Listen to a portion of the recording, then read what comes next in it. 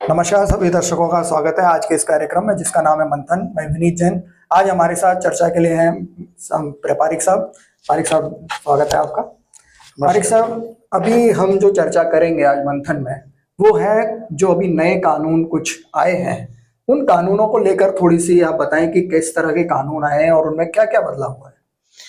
जो अभी नए कानून आए हैं, पुराने जितने भी कानून थे वो बहुत पहले बने हुए थे और उन कानूनों के अंदर समय के साथ में बहुत सी ऐसी चीजें थी जो जिनका कोई महत्व ही नहीं था, तो लगभग पूरी तरह से खत्म हो गई थी। और अभी की परिस्थिति के हिसाब से बहुत सारी ऐसी चीजें थी, जरूरत थी जो नए कानून में उसको लाना चाहिए था।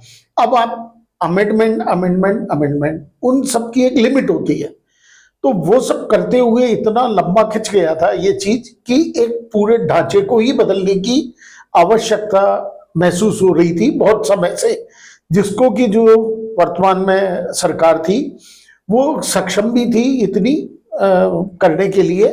तो उन्होंने पूरे प्रयास करके और एक नई संरचना का निर्माण किया। नई संरचना का निर्माण समय की आवश्यकता कह सकते हैं, परिस्थिति की आवश्यकता कह सकते हैं और व्यवहारिक कह सकते हैं।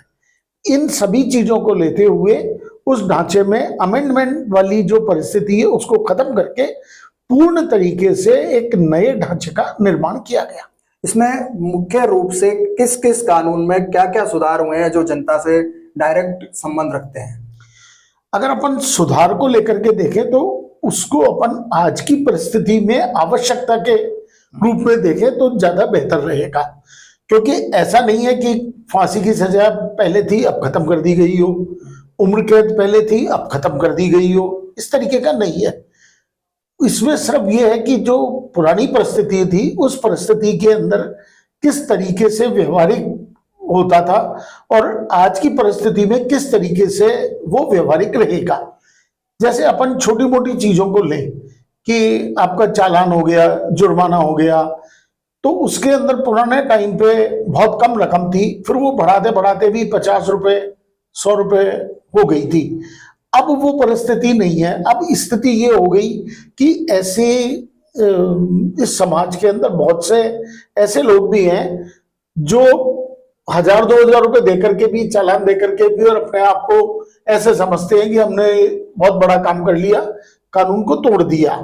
तो वो जो परिस्थिति चेंज हुई वो सारी एक आवश्यकता थी।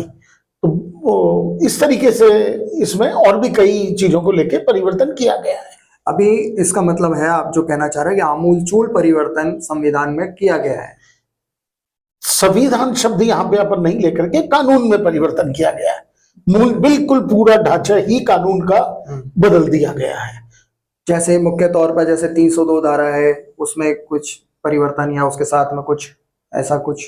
मैं आपको बताऊं, 302 धारा के अंदर तो जो परिवर्तन है वो तो यही है कि अब धारा 302 नहीं होकर के और धारा दूसरी हो गई, वो है। लेकिन अब आपने जब 302 की बात करी है तो मैं आपको बताऊं कि 302 धारा हत्या के रूप में काम में ली जाती थी।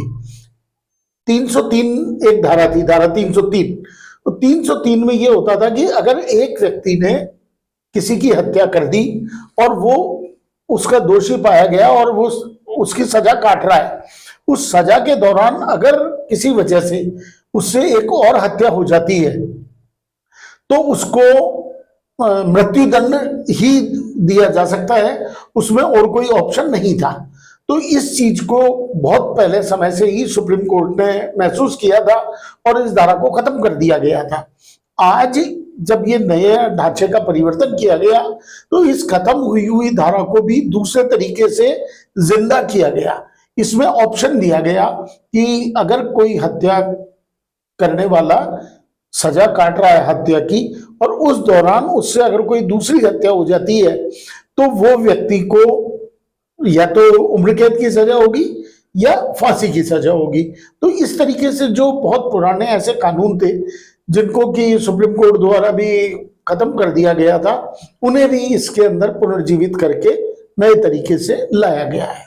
अभी आप ये देखिए कि कानूनों में परिवर्तन किया गया है, परंतु एक समस्या जो बड़े टाइम से चली आ रही है कि न्याय में देरी भी एक तरह से अन्याय ही होता है, उसको लेकर भी कुछ किया गया है। न्याय में देरी की जो वजह रही थी इतने सालों से, एक अपना नियम बना हुआ था कि चाहे 5 दोषी 10 दोषी छूट जाए, लेकिन एक निर्दोष को सजा नहीं होनी चाहिए। ये एक मूल प्रिंसिपल था। मैं ये नहीं कह रहा कि आज उस प्रिंसिपल में परिवर्तन कर दिया गया है, ऐसा ऐसा नहीं है, लेकिन अब निर्णय को शीघ्र करने के लिए नए प्रोविजन ला दिए गए हैं। और उन प्रोविजन के अंदर जो तारीख लेने वाली चीज हुआ करती थी कि भाई अपन तारीख लेते हैं, फिर अपन तारीख लेते हैं, उसकी एक लिमिटेशन कर दी कि आप किसी भी स्टेज पे एडजॉर्नमेंट एक लिमिट तक ही कर सकते हैं, उससे ज्यादा आप नहीं कर सकते हैं। तो इस वजह से जो देरी होती थी वो अब देरी नहीं होगी, वो कमी होगी। मतलब समय सीमा तय कर दी गई है, आप ये कहना चाह रहे हैं कि एक तारीख लेने की जो सीमा है वो लिमिट कर दी गई है। बिल्कुल कर दी गई है, और उसकी पालना भी सुनिश्चित हो इस बात का भी प्रावधान कर दिया गया है। कुछ इसमें गवाही को लेकर भी कुछ चेंजेस किए गए हैं, जैसे गवाह को परेशानी ना हो उस चीज को लेकर भी। हाँ, कानून में यह था कि अगर मान लीजिए कोई गवाह सरकारी गवाह भी हो सकता है या प्राइवेट गवाह भी हो सकता है, वो जब कोर्ट में आता था तो सबसे पहले कोर्ट के अंदर जिस दिन किसी मुकदमे की तारीख होती थी, पहला काम ये होता था कि वो मुलजिम हाजिर होगा, उसके बाद कार्रवाई शुरू होती थी। या मुलजिम की अगर हाजिर नहीं हो रहा है तो उसकी अनुपस्थिति की अर्जी लगाई जाती थी कि इसकी हाजिरी माफी की, और उसके ऊपर निर्णय होने के बाद में कार्रवाई शुरू होती थी। ये चीज जो मुलजिम है उसको अच्छे से पता था, तो वो गवाह को परेशान करने के लिए कई बार 10:30 बजे जो कोर्ट का टाइम होता है बैठने का, उसकी जगह 11 बजे 12 बजे 12:30 बजे 1 बजे तक कोर्ट में जाता था। और गवाह या प्राइवेट हो या सरकारी हो, वो जज के सम्मान के अंदर 10:30 बजे आ जाता था, तो वो लोग हरेस होते थे, उसलिए उनका समय भी खराब होता था। या वो उस दिन अपनी जमानत जब्त करा लेता तो फिर गवाही होती नहीं, फिर उस गवाह को अगली बार आना पड़ता था। अब की बार इसमें जो इन्होंने परिवर्तन करे हैं उसमें गवाह को वर्चुअल भी पेश होने की अनुमति हो गई है, और वो वर्चुअली भी कर सकते हैं। तो मान लीजिए कोई सरकारी डॉक्टर है जिसने कि किसी चोट का एक्सरे करा है, या उस रेडियोलॉजिस्ट है, या परीक्षण किया हुआ है मेडिकल जूरिस्ट के रूप के अंदर, अब उसे 10:30 बजे कोर्ट आके खड़ा होना होता था, पूरे दिन भर उसका खराब होता था। नए कानून के हिसाब से जब मुलजिम आ जाएगा कोर्ट के अंदर, उसके बाद जब कार्रवाई शुरू होगी, मान लीजिए वो 11 बजे होती है, 12 बजे होती है, 3 बजे होती है, तो कोर्ट के द्वारा उस गवाह को वर्चुअल जुड़ने के लिए बोला जाएगा, और फिर उसको वर्चुअल जोड़ करके और उसकी गवाही ले ली जाएगी। तो इस तरीके से जो उसका हरेसमेंट टाइम था उसका बचत हो जाएगी, और न्याय भी जल्दी मिलेगा। चलिए, इसका मतलब ये हुआ कि अब ये व्यवस्था जो है पहले से बेहतर है, और आम पब्लिक के और जो गवाह बेचारे जिनका कोई दोष नहीं होता था उनके फेवर में आया है कुछ। बिल्कुल, पहले से बहुत बेहतर है, और जो गवाहों का हरेसमेंट होता था वो अब नहीं होगा। कुछ एक समय सीमा आपने बताया तारीखों को लेके तो हो गई है, परंतु फैसले के अंदर भी कुछ जैसे फास्ट ट्रैक कोर्ट्स बनाई गई थी, मगर उन पे भी काम काफी चल रहा है, तो उसमें भी लेके कोई फैसले की भी कोई समय सीमा दी गई है या सिर्फ तारीखों की? नहीं, फैसले की भी दे दी। पहले अंतिम बहस होती थी, अंतिम बहस के बाद के अंदर भी और बहुत टाइम तक जज फैसला नहीं देते थे, और उस जब काफी दिनों तक उसका फैसला नहीं देते थे तो उसके बाद में फिर दोबारा बहस भी होती थी। ऐसा भी कई बार हुआ है, लेकिन इसके अंदर अंतिम बहस के 15 दिन के अंदर अंदर आपको फैसला देना अनिवार्य कर दिया गया है, तो फैसला निश्चित रूप से जल्दी आएगा। यहां मैं आपको एक चीज और बताने की कोशिश करता हूं कि न्याय सिर्फ न्यायालय के द्वारा ही जल्दी और सुलभ हो, यहीं तक इस बात को अधिकतर समझा जाता है, लेकिन ये बात यहां तक सीमित नहीं है। जो भी न्याय है उसके अंदर पुलिस जांच का भी बहुत बड़ा सहयोग रहता है। अब पुलिस जांच को भी बहुत नियमबद्ध तरीके से और लिमिटेशन के अंदर डाल दिया गया है, तो उसकी वजह से भी जो न्याय है वो जल्दी किस तरह से पुलिस के द्वारा किस तरह से लिमिटेशन में डाला गया है? देखिए, जैसे जब कोई किसी को प्रॉब्लम आपराधिक मामला होता था तो वो पुलिस में जाकर के उसकी लिखित में सूचना देता था। आम आदमी को ये लगता है कि मैंने पुलिस को लिखित में सूचना दे दी तो वो एफआईआर हो गई या प्रथम सूचना रिपोर्ट हो गई, लेकिन हमेशा वो प्रथम सूचना रिपोर्ट नहीं होती थी। वो उस जो आईओ होता था, जो ड्यूटी ऑफिसर होता था या इंचार्ज होता था, उसके विवेक के ऊपर होता था कि वो उसको जांच में भी ले सकता है और एफआईआर भी लिख सकता है। पहले जांच में ली हुई चीज के ऊपर साल 2 साल तक 3 साल तक भी आप उसको जांच में भटक के रख सकते थे। इतना लंबा समय? हाँ, कोई लिमिटेशन नहीं था। अच्छा, जांच का कोई लिमिटेशन नहीं था। वो एक हेड कांस्टेबल द्वारा करी जाती थी।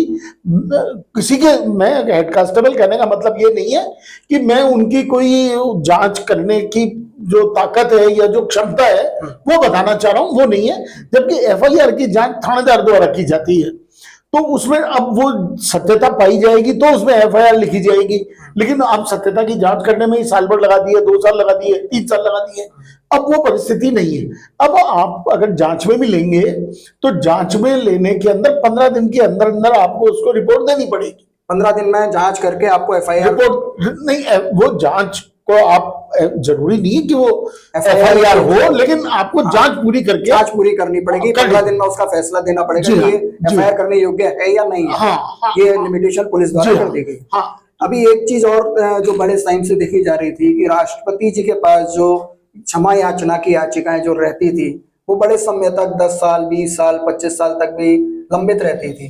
क्या उसमें भी कुछ परिवर्तन किया? हाँ, जो दया याचिकाएं होती थी सजा की, एक तो मैं आपको ये बता दूं कि सजा जो माफ करने की जो है वो अधिकतर लोगों को यही पता है कि भाई आपको अगर मृत्यु दंड मिला है तो आप एक दया याचिका राष्ट्रपति के पास लगा सकते हैं।